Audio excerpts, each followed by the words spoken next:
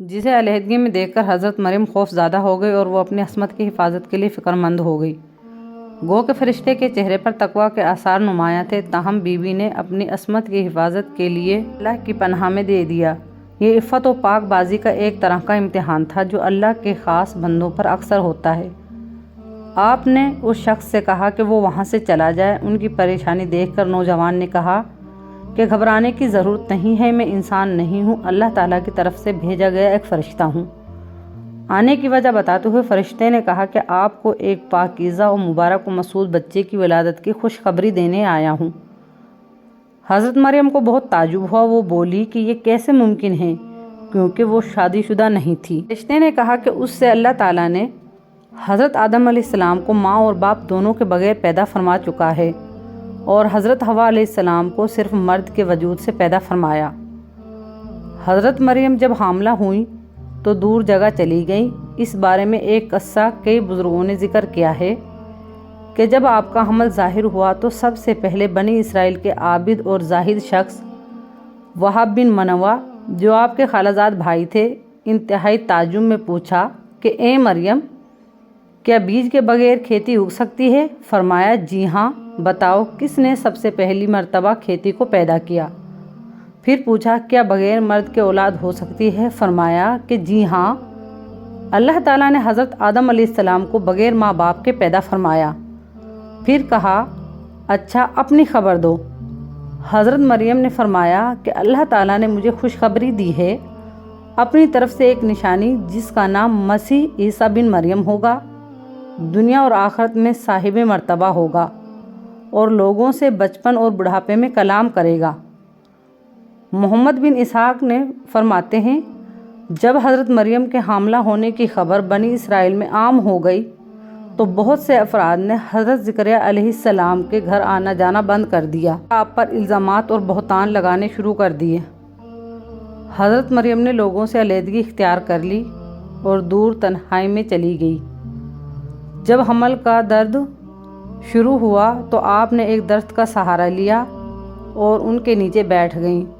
درد سے بے چین اور بدنامی کا خیال آخر گھبرا کر کہنے لگی کاش میں پہلے ہی مر گئی ہوتی۔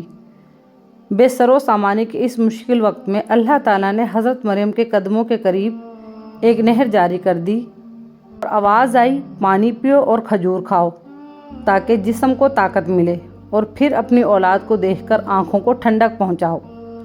اسلام آنے سے پہلے بولنے، روزہ رکھنا عبادت میں شمار ہوتا تھا، یعنی صبح سے رات تک کسی سے بات نہ کرنا۔ بعد میں یہ حکم منسوخ ہو گیا، لہٰذا حضرت مریم کی یہ پریشانی دور کرنے کے لیے کہا گیا تم کوئی شخص اس بچے کے بارے میں پوچھے تو اشارے سے کہہ دینا کہ میں نے چپ کا روزہ رکھا ہے۔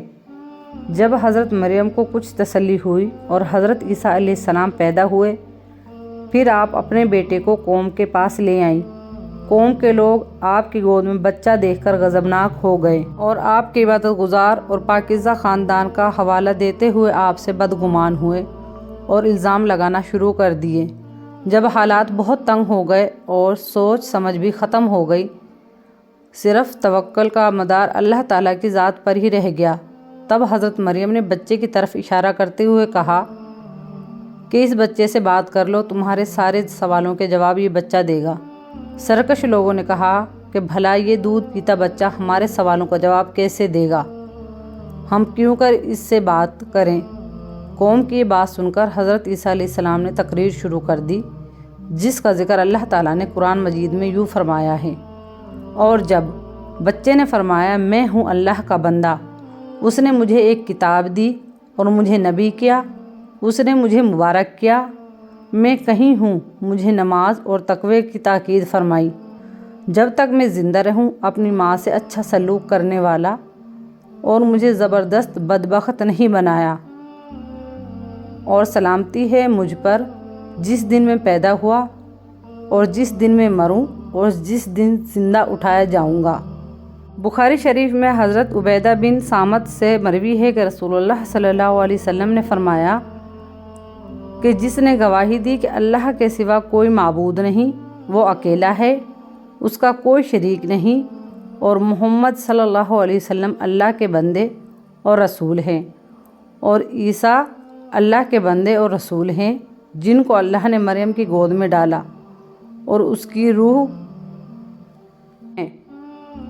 جنت حق ہے اور جہنم حق ہے، تو اللہ تعالیٰ اس کو جنت میں ضرور داخل فرمائے گا، چاہے وہ جیسے بھی عمل لے کر آئے۔